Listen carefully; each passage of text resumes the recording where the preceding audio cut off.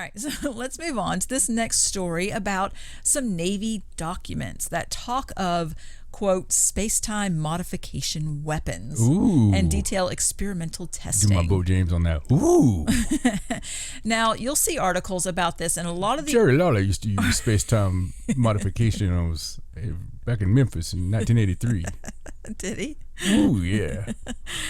Now, you'll see articles about this, and all of the articles are calling these, and it's in quotes, they're calling them UFO patents.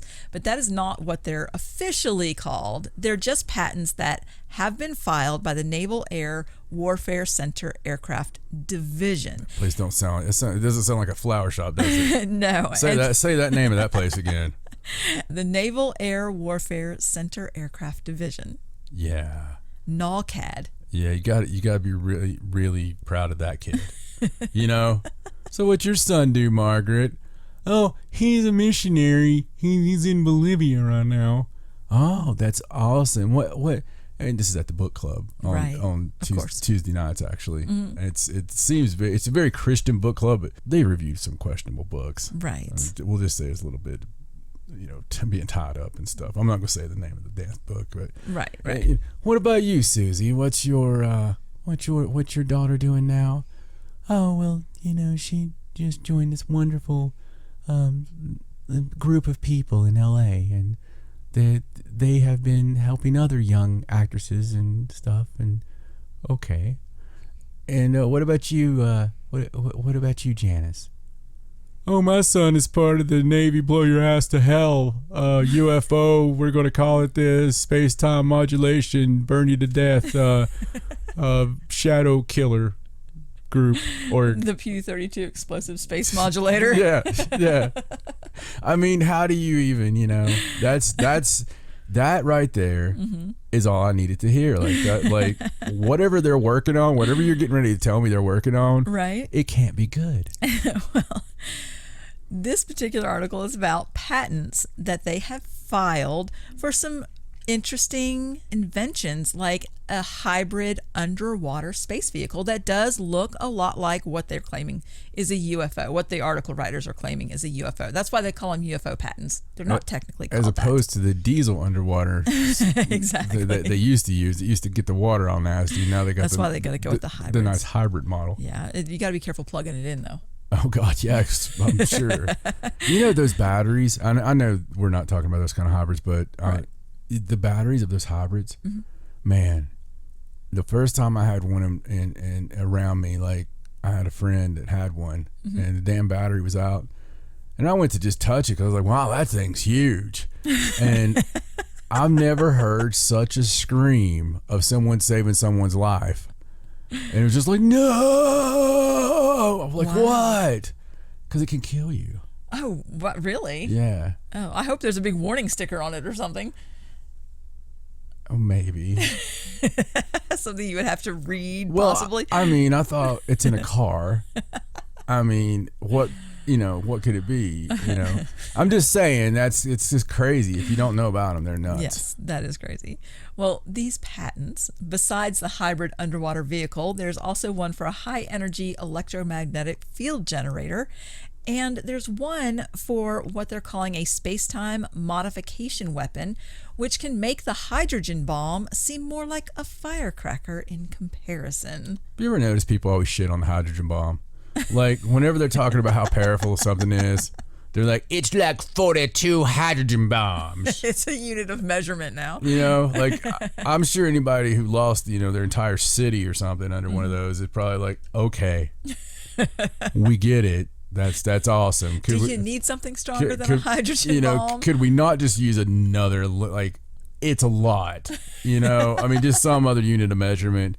I feel like they unfairly pick on the hydrogen bomb I feel all the time. They probably do. Now, this particular article is just an investigation being done by that website, the War Zone, where they are obtaining all the Freedom of Information Are they paying you? No, but they do have a lot of interesting information. Are you getting like a side contract I don't know about? Nope. Do I need to check in to Javier over there? He writes really nicely. It sounds like Egon Spengler's the one working on this shit. It really does. Well, they're just following the career of this man named Dr. Salvatore Caesar Pius, and he's the one that's doing all of these strange inventions that seem very, very technologically advanced and very much like UFO technology. And I believe that their reasoning for filing these patents is they're citing Chinese advances in similar technology. They're blaming the Chinese. They are. They're blaming and the they're Chinese. also like using the fake name. The inventor of this is blah blah blah Pius. Like the fact that his name's Pius is going to make him like, oh, he can't be too bad. He loves God. You know, that's a assumed name. It's the whole thing smells fishy to me. It does to me too, and it is an interesting article though. It's very long. They're always really detailed. They scan all of their Freedom of Information Act documents. We get it. You can look at them. It's an awesome website. But just a really interesting read about some weird things that the Navy is doing now and looking into. And it does mention in here that these particular patents and inventions have been released to be used by other divisions in the government, one being DARPA, one being the Naval Research Laboratory. Well, that's interesting. And there isn't any paper trail of where these inventions have gone, who's particularly using them or experimenting with them. And they have done experiments and testing. They've spent hundreds of thousands of dollars over several years to test a lot of these propulsion systems and weapon systems and things like that. So, and that wasn't something that was well known. I think they had to get that out of the Freedom of Information Act. But just really interesting going along with all of the changes with the UFO policies and being able to report the unidentified flying objects. And now all of a sudden we have all this advanced technology that looks like UFOs. You can go sit outside. You can go sit somewhere near Iran with some binoculars and find out which ones we've looked into. I guarantee it. It's like there's no news ever hit from there, right? It's like, right. Oh well, there's that hybrid one. Yeah, we're trying that one out today. Yep, it looks like DARPA did that one. Oh, there's the Air Force. Yeah, they're all. If I lived in one of those Middle Eastern countries, I would just not live there. I can't blame any of the migrants. It's like, oh hey, yeah, Sweden, we walked the whole way. Why would you do that? Oh, no reason. No reason whatsoever. We're not mad at nobody. Everything's cool. It's all good. We just want to live up here and change of scenery, change a name. Just Smith works fine for me. Oh, well, just an interesting thing to keep an eye on with what the Navy is doing and the government. I think it's interesting, right? Because it's like we've talked before, like the elite. They always just rub our face in it, right? They just rub our naughty little faces in it because stuff like calling it UFO anything, okay? They know we're going to look at that. Mm-hmm. They know we're going to do stories on it. Mm-hmm. They know it's going to go out there. They just do. If you're trying to hide something, you're going to call it patent X1 Zim 225, right? Right. You're not going to call it UFO titty knockers, because when you call it UFO titty knockers, there's several key words and elements that ignite our imagination, right? Guy or girl, and it just gets us in there, right?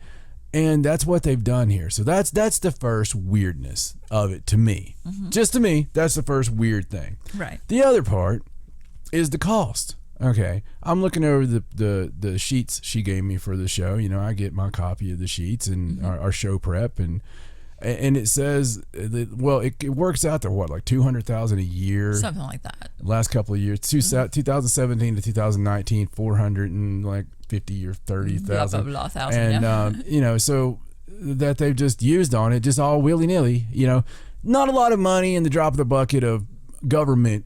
Toiletries, right? Right. We had the $30,000 toilet seats and all that stuff. Mm-hmm. I get it, but it's still $500,000 that we didn't get to vote on, you know? That we didn't even know about. And they're doing it for some hypothetical testing. These guys are like Sheldon on Big Bang Theory and they're paid to use their great big minds to just think of stuff.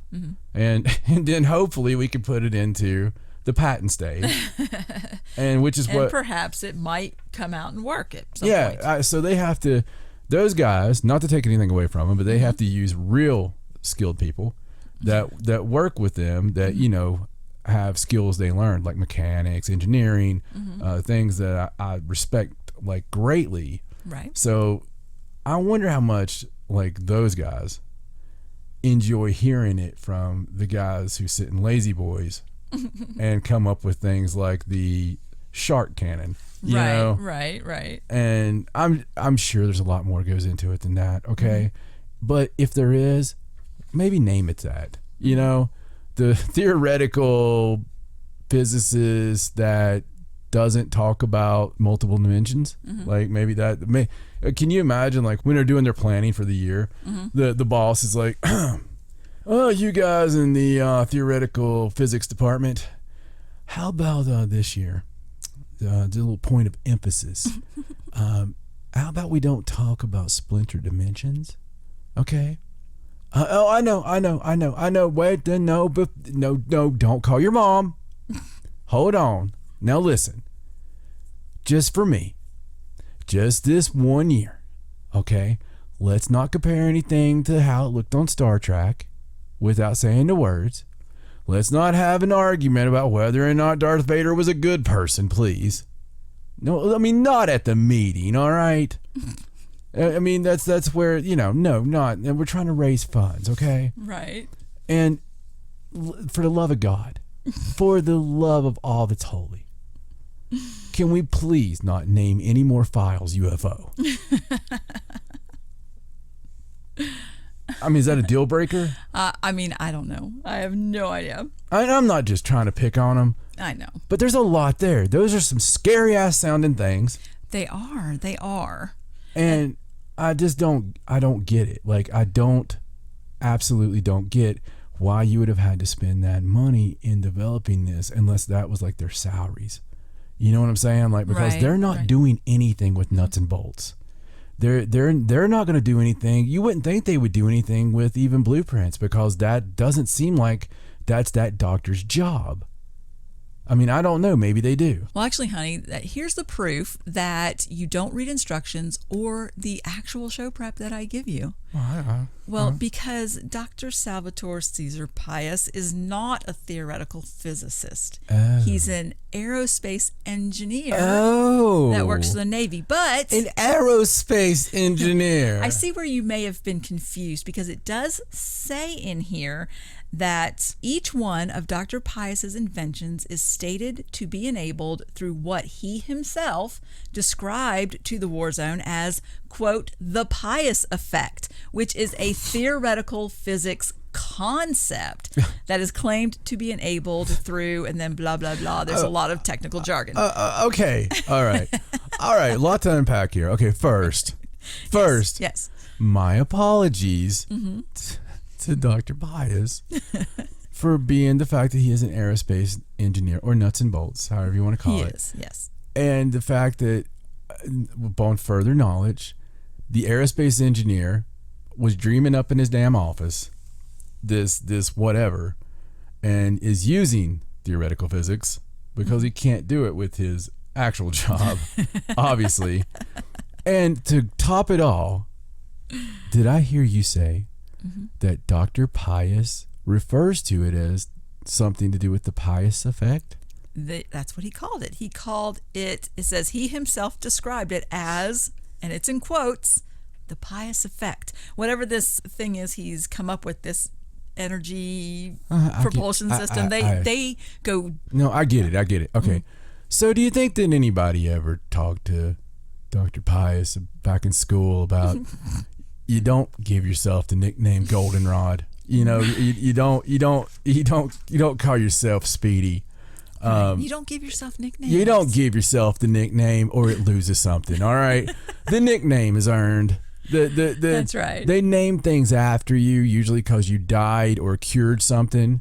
You know, or you discovered a freaking asteroid, right? Right. Or a star or something like Or that. you prove that your inventions work. Right, exactly. And then perhaps you get the name of you the know, effect. yeah, they're like, oh, well, there's the Elon, you know. and the other way that you earn your name onto something would be like one of my favorite people from history. Another doctor. Mm-hmm. You know, Dr. Samuel Mudd. Dr. Samuel Mudd, he may have wanted his name in history, but I doubt it. Because when you hear someone say, my name is Mudd. That's a person? Yeah, dude. Yeah, you didn't know that? I didn't know that. Okay, it's one of my favorite stories from history because I love freaking history, but Samuel Mudd is the doctor who treated John Wilkes Booth after he assassinated President Abraham Lincoln. And because of him treating him, his name was Mudd. He, you know, didn't have a very good existence after that. Oh, I see. So when someone says, "Oh yeah, that guy's name's become Mudd," you know, his name is Mudd, they're talking about good old Sam. I didn't know that. I thought they just meant that, Nope. you know, it was dirty. It's just one of those double entendres that it just happened to work out. It's a little quinky dink, right? Right. But that's right. just a way that things get attributed to you. Right. Good or bad. Right. The way they don't is when you sit there in your theoretical physics mode when it's not actually what you do. Right. When you're a rocket engineer and you're like, well, I'm going to dream today about killing people in colorful UFO. Can theoretic physics be a hobby? Is that a thing? I guess. I mean, when you're at that level, I'm sure you can do whatever, right? Right. But as long as you put enough whereas's and therefores in your paper, people are like, oh, hell, that makes sense. And the only thing you got to do other than the whereas's and therefores is like on page 4, you need to put like some really rough black and white drawings from every side. And make sure that guy's smart. Yeah, make sure to have measurements on the side. All you got to do is really just put like a ruler on the side. It's fine. Photocopy it. It doesn't have to be exact Yeah, to scale. Exactly. And they're like, oh, well, let's throw $500,000 at it. You know, buy sell. And you know, his last name's Pius. You know, which I'm still wanting to investigate. Especially since we have the Pius effect. Let me tell you, the only Pius effect I know of has people going to therapy. All right? So to be fair, there's a chance I'm pronouncing that wrong, but that's how it's spelled. So well, it's either that or Pius. So let's hope. Let's hope that it's a holier one, okay? Because the other hole gets kind of stingy and nasty. But I'm just saying that this is, now that I know that he's named it the Pius effect, you know, it's like, well, John was pretty good and he did come up with the Edwards Conundrum. You know? It's just one of those things you just don't do, folks. So I don't care at this point. We're going to go ahead and skip to the next story. Skip to Aloo, my darling. yes, we're moving on. Because we probably wasted too much time on this story, but hey, we know everything about it, right? Yes, we do. You know, and you learned about My Name is Mudd. I did. I learned something historical. It's also a really great Promise song. So, all right. All right. So this next story is just kind of an update to a story that we did a couple of shows ago. Now, do you remember the story about the Earth speeding up? Not a bit. I don't remember anything about it. I think the Earth was speeding just up blacked and out like completely. Yes, it scared like the Charles out of me. Well, this is a story. Did you get what I just did? Yes, you Did did. you know Charles that's where? Dickens Did you know joke. that's where that came from? No. When people say it scared the Dickens out of me. Oh, was it because he wrote the scary Yes. stories? Well, you're just full of all kinds of good trivial information today. Aren't So you? here's the thing. I don't know that. That one was just a lie. I see. But it sounds right. It sounds right. I mean, you said it with a lot of conviction, so I think that's all you really need. Well, I mean, it's the Pius effect. So No, it's the Edwards Conundrum. the Edwards Conundrum, yes. Is he telling the truth? So Or is he just sounding awfully confident? did he just put drawings on page 3 with a ruler? Because he's tried that one before. He's got us 3 or 4 times. Bastard. I'm looking up the Dickens thing. All right. Well, why